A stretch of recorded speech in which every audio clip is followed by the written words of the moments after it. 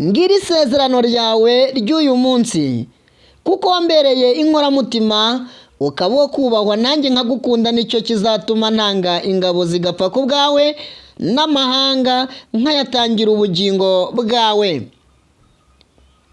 Yesaya 43 umurongo waho wa 4. Ngiryo isezerano ryawe ry'uyu munsi. Inshuti yanjye, Imana iragukunda kandi Imana ikwitayeho mu ndoto zawe ndetse no mu nzozi zawe urota. Ujye umenya yuko Imana yawe igukunda kandi ikwitayeho. Rimwe na rimwe kenshi ikwibwira binyuze mu buryo bugiye butandukanye. Ishobora no kunyura mu ijambo ryayo, cyangwa se ikagusanga mu nzozi zawe urota za nijoro. Imana ikakwiyereka cyangwa se ikakuburira rimwe na rimwe kuko igukunda.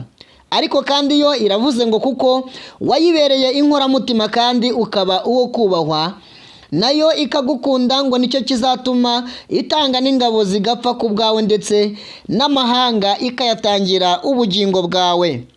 Tekereza icyo gikorwa gikomeye cyane, utekereza urwo rukundo rukomeye cyane Imana igukunda, maze nawe uyizere kandi uyiringire.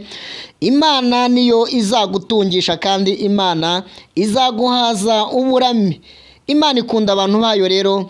Nyabuna nicyo gihe cyo kugira ngo wiyongeremo imbaraga, wongere wiyongeremo ibindi byiringiro. Kuri wowe wari ubuze ibyiringiro rwose, haracyari ibyiringiro yuko igiti cyatemwa ariko kandi kikongera gushibuka.